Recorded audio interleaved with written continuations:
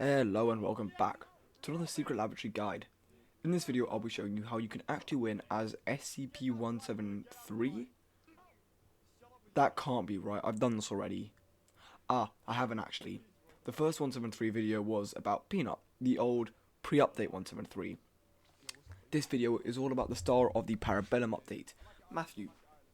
173 has had a complete overhaul and is very different from his previous counterpart.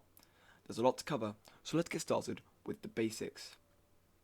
SCP-173 is also known as Matthew or Walnut, even though he isn't really a nut.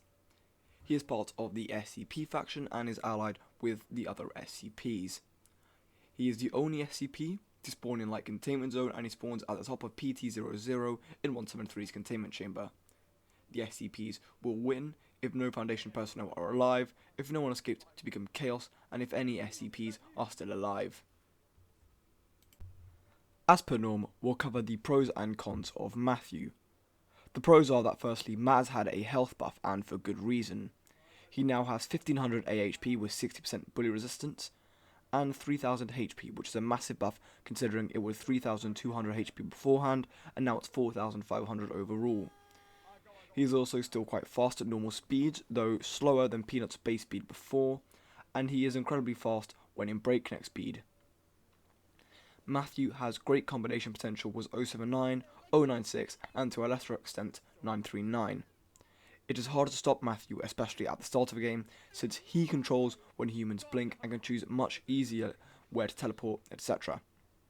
Finally, Matthew has a range of abilities which allow him to pick different styles of play throughout the game, whether it's all-out attack in light, or support and entrance, or a tank in heavy.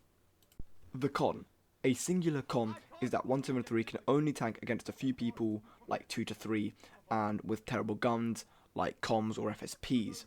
Should Nts spawn in, Matthew is pretty much screwed, and I'll explain why later. I just wanted to quickly voice my opinion on Matthew. Since the beta dropped on the 21st of August, I haven't got him at all, but finally after waiting a week, I got him on the 28th for the first time, and then one more time after that. And I can see why people love playing him. His mechanics are great, he's so fun to play as, and it's so easy to massacre people. At the same time, I know better than most how much of a pain it is playing against Matt. D-Class and Scientists have it so much harder to escape, as Matthew is practically unstoppable in light. He is OP, incredibly hard to lose, hard to juke, and hard to survive. This, while not ideal, is still somewhat good, as if MTF want to win, it is less likely Scientists will survive, and so they should help D-Class more. Scientists should also cooperate with D-Class, and it makes speedrunning a better option. Zone managers, janitor cards, scientist cards can be found so much more easier now in light, and it makes it more likely that you'll speedrun, and that you need to speedrun to escape him and get to heavy quickly.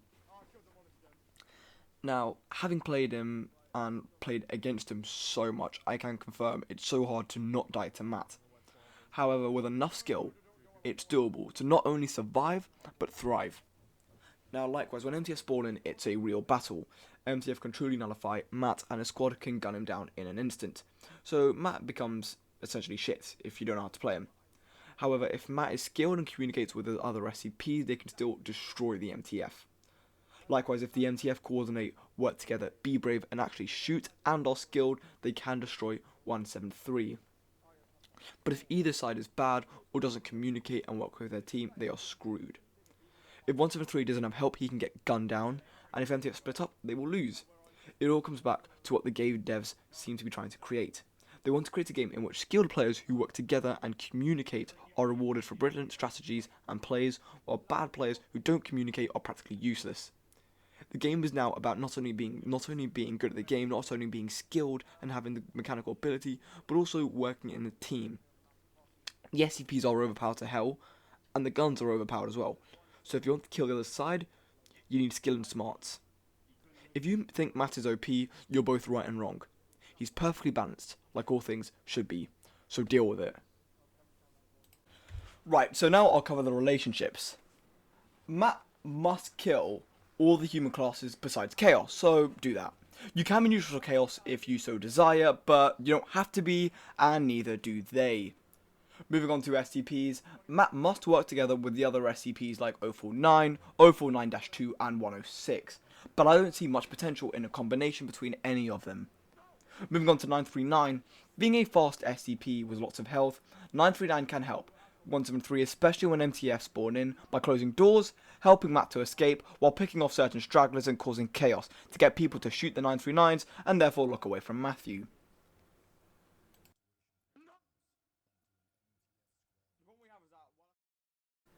In terms of 096, obviously you can't look at him and you have to look at 173. You can't stop this pair in the beta, and 096 is the one SCP that can destroy MTF waves, so if they work together, they'll have it covered. They're here. Oh, they're here. Block for me. Shagger's gone. Get him. I'll get him else not looking. I'll get the ones what haven't looked. Yeah, there's one dot there if you can. Got him, there's one. There's another one, get Yeah, I can't get him, he's running too far. There's two. Oh, your Shy Guy's got him. Oh, this is beautiful. Got him, sorry, Doc. There's a guy in this here. Ha! Do you want to bring someone back? Finally, Matt and 079. A good 079 can firstly create smart tactics and break up the MTF into smaller groups, so that Matt can't be gunned down as easily, which is good. Furthermore, the more blackout ability allows Matt to roam freely practically, so that's also quite good. Now that's the relationships covered, let's move on to the abilities. 173 now has a Hume Shield, a passive ability. He has 3000 HP, but 1500 regenerative AHP, which has 60% bullet resistance, and it regenerates at a rate of 10 AHP per second, 10 seconds after combat. He also has a new mechanic called Witness. Whenever someone looks at you, you see a timer in the middle of your screen. After this, you can force a blink whenever you want until they stop looking at you, at which point the eye will turn red and the timer will drop to 0 seconds, and there'll be like a red block just that will shift to the left until the eye disappears. During this time, you can hold right mouse button to teleport anywhere within 15 meters, and release to actually force to blink and teleport there. You have a new active ability called Breakneck, which causes you to double your movement speed, blink range, but it won't let you kill anyone. It is activated with your sprint key, in my case left control, and is stopped by pressing sprint again, or someone observing you, at which point there is a 10-second grace period where Breakneck will which will keep continuing for about 10 seconds. You also have the second and last active ability, which is Tantrum, which lets you shit on the floor, for lack of a better word. This causes players to pass through to get a stained effect, which reduces movement speed by 20% and stops sprinting. Killing someone with a stained effect will grant you 100 AHP. Now let's move on to how to play Matthew. You spawn in Light to begin with, and your first goal is to eliminate everyone in Light, the escapees of D-Class and Scientist, and this is quite easy to do. Run around Light, possibly camp 914, but whatever you do, you must kill. If 096 heads down to Light, meet up with him and tell 079 your location if you have one. If you go to a dead end like 012, you can shit on the escape door, which is the door with the only way out, to slow them down and kill people. And also make sure to shit on the small door that leads to 914. As soon as you finish the massacre in Light, move up to Heavy/Entrance to help kill escapees who made it that far and to kill guards. If you're searching for anyone, use your Breakneck ability to go super fast. Now for MTF Boarding, there are realistically 3 things that will occur. The first is that you have no 079 and 096 and you are screwed. The second is you have an 079, and the third is you have an 096. Now if you're in situation 1, I would say camp in a room in Heavy or Entrance, in a corner where no one can see you, and grab some MTF by surprise. But realistically, you're going to have to talk to the rest of your SCPs. I'm pretty sure it'll be a Doctor or a Dog or Larry, so good luck. Situation 2 is in place. Go to a room in Heavy closer to checkpoint that can be blacked out. Get 079 to blackout rooms and you'll thin the MTF down that way.